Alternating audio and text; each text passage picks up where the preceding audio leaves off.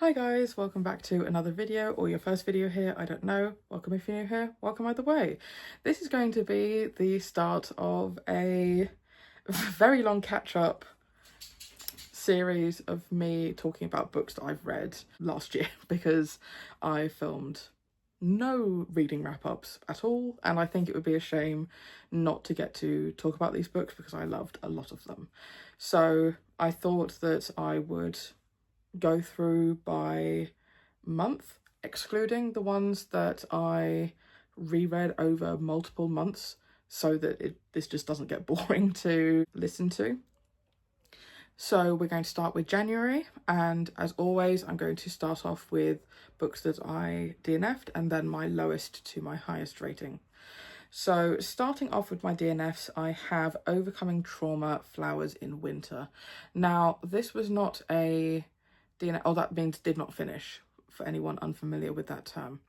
So this was not a DNF because I thought it was badly written or I didn't like it, but mainly because I found elements of the poems quite triggering for me, and so I decided to put it aside.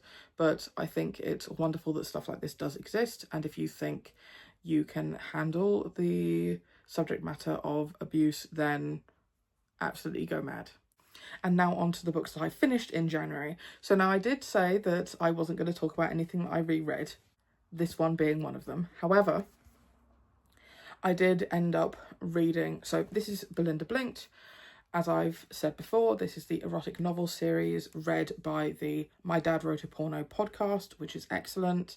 However, the author, Rocky Flintstone, has gone on to write a number of other books interconnected with this, and a number of them I read in this month. So we had Belinda Blinked Lockdown 69, which was a lockdown short set in this world. I found it fine, but it got really, really strange really fast, and this is coming from this series, and I felt like it just ended mid-scene and it felt very unsatisfying to read. Also connected with this book, we had Belinda Blinked 6A or 6.5, which is a continuation of the main story. Again, this was incredibly strange. I think, if possible, it was worse written than the original. Also because I listened to it by reading Rocky Flintstone's new podcast. It had an added element of strange for me because there was not that sort of one step removal by someone else reading it. He was reading out his own erotica, and for some reason that made it feel more strange. He's also written some fiction, non-fiction tie-ins, so a number of his books are tips and tricks in a certain industry, but include snippets of dialogue between the author and his characters from the Belinda Blinked series. So we have Belinda's business tips for go-getters. I thought this was fine. Some of it was incredibly good advice. Some of it, I think, no longer really stands up today in the political climate. Not that it's hateful or rude, but just the opportunities that our generations have just aren't the same. And my least favourite is not so much to do with Belinda Blinked, but is book one of a new series that he started writing called Bill Badger. And I really disliked this. I might continue if he continues to read them out in his new podcast, but just the disconnect between the main character being described as incredibly shy by the author did not fit in with the character's actions or what happened to him. It very much came across as reluctance, in which case a lot of the situations felt very uncomfortably like coercion, and it just did not sit right with me at all. So if that's something that you were thinking of reading, do go in with those expectations. Next we have my 3 stars, first of those being Princess and the Prick. This was purely a title buy from one of my favourite bookshops called Gaze the Word in London. It is a queer bookshop that is just fabulous, and it is a book with incredibly short retellings of classic fairy tales, but with a queer or feminist twist. And I think that this one really heavily relies on the reader sharing the author's sense of humour, which I clearly do not. I could see the joke, I could see the things that they were trying to say, but they just didn't come across as funny to me, really. So not for me. My other 3-star is The Growth Progress of the Sexy Helper Dog. This, I just wanted something really stupid and fun, so this is a gay, very sex-heavy comic, so if that is not your thing, please do not go out of your way to look into it. And it was going fine until the ending was a massive slap in the face for the trauma that the main character had gone through and was sort of expected to forgive the unforgivable, and it really put a sour taste in my mouth. Next we have my 4 stars, and I should have a copy. So I continued in my reading of Triple X Holic.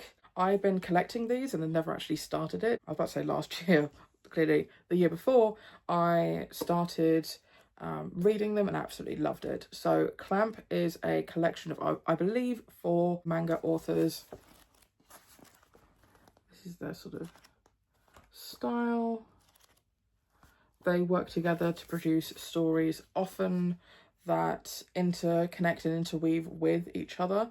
For example, I know that Tsubasa Chronicles intersects with this one, and so does Legal Drug.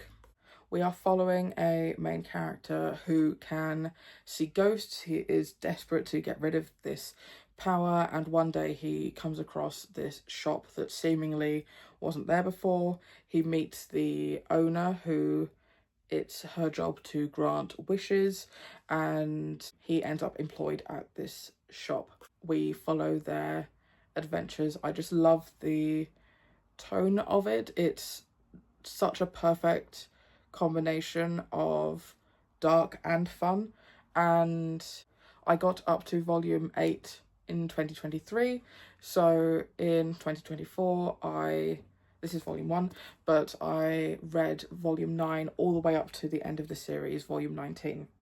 I must say, I did end up needing to look up some plot summary or reviews of the final volume in order to fully grasp what was happening. I'll put up the black and white filter for light spoilers, but I mean, this has been out for ages, so if you had already wanted to read this, you probably have, but just feel free to skip to the next colour segment if you don't want any spoilers. So in the final segment, we are following, what's his name? Watakuni, as he does not age, but the people around him do, and he sees sort of several generations of people, and because they were made to look similar to their predecessors in order to make it clear who was whose child, etc., I was starting to get the characters mixed up, and I didn't realise that time was accelerating in that manner. Once I understood that, I really enjoyed the final volume and how the series ended up. I know that there is a spin-off series. I believe it occurs in between him joining this shop and what happens in the end of the series. So I will be interested in continuing that, but I really enjoyed this. Next, in the 4 stars, we have Over the Top by Jonathan Van Ness. So Jonathan is one of the people on the TV programme Queer Eye for the Straight Guy, where 5 queer men make over the life of someone who needs it. It's an American programme which is just so incredibly wholesome to watch. I think it's really beautiful, and all 5 of the guys involved have gone on to do many other things outside of this sphere. I think that that programme really bolstered their popularity, and I think that's wonderful. This book follows Jonathan. In the writing of this, I don't know at this point whether or not they had decided whether they were presenting as a gay man or a genderqueer individual, a non-binary individual, but Jonathan very much lives his life, or lives their life, in beyond a gender binary, and I think that's wonderful to see. I really thought that there was some incredibly touching stories in here, and I think that they really didn't hold back, I think, in the writing of this, and I think it was more, this is probably a terrible assumption for me to have gone in with, but there was a lot more substance in here than I was expecting, and I think it was all the better for it. Next we have Black Queer Southern Women, and this was a book that I had no expectations of. I hadn't heard about it before finding it on my Everand app. It was a non-fiction story about the experiences of Black queer women in the South in America. I found it incredibly interesting, but it was a fairly dense read. I think that the author did a really good job of tying in different people's experiences while keeping true to each person's voice and their individual quotes and experiences of life. I just think it's so wonderful that people are making the effort to make sure that communities of people don't disappear from the history books. Finally, for 4 stars, we have Page Boy by Elliot Page. I really can't be bothered to look for it. So this one I read for the book club that I'm a part of, which is an LGBT book club. Often I end up reading memoirs specifically for that, because memoirs don't tend to be my preferred genre of book. But I found it really fascinating with his rise to stardom at a very young age and sort of being very much in the public spotlight, while also figuring out who they truly are and being able to now come out and live as their authentic self, which I just think is wonderful and a really, must be so incredibly heartening for young trans people to be able to see. Something that did come up in our discussion in the book club was that a lot of the stories jump around, but I don't really think that was my experience in reading it. I mean, the stories did jump around, yes, but it wasn't jarring for me, I think, in a way that it was for a number of others.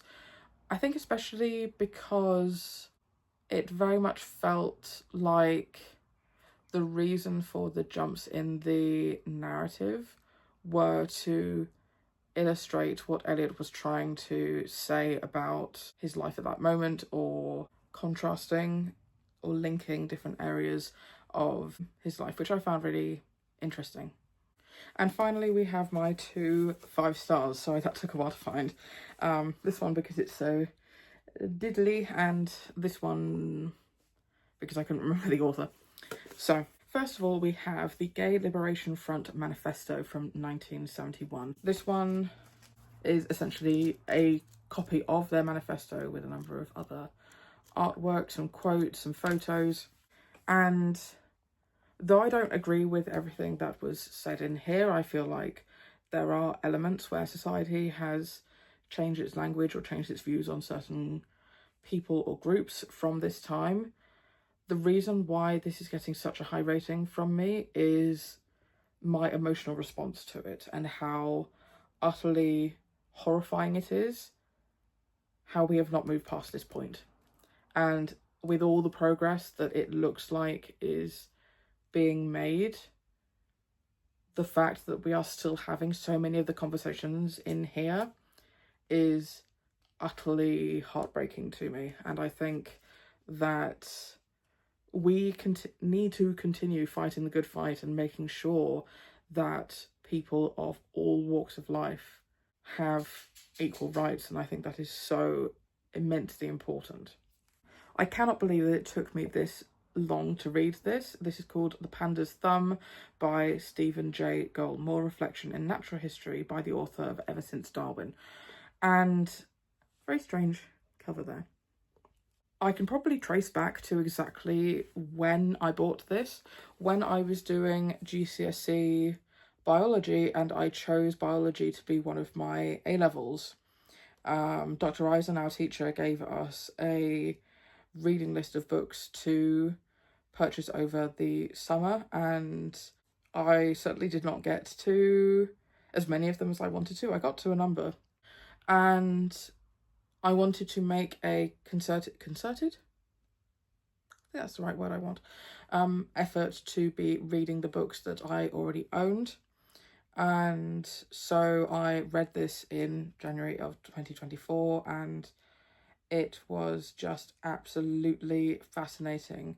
So in here, we are following a series of essays by this author about natural history and evolution, and I think that he does such a good job of talking about the current, at the time, science, making educated inferences or speculations, and to see how people will have come to that conclusion, even if it turns out that we know differently now. I thought the writing was great. I thought it was just far more accessible than I ever thought it was going to be going in. And for anyone interested in biology, I really think this one stands up and it's excellent. Just a quick pause for the thumbnail. So there you have it, a small selection of what I read in the month of January 2024. I am hoping to get caught up maybe by the end of the year, I don't know, but please tell me a book that you read last year that really stands out to you, and I will see you in my next video. Bye.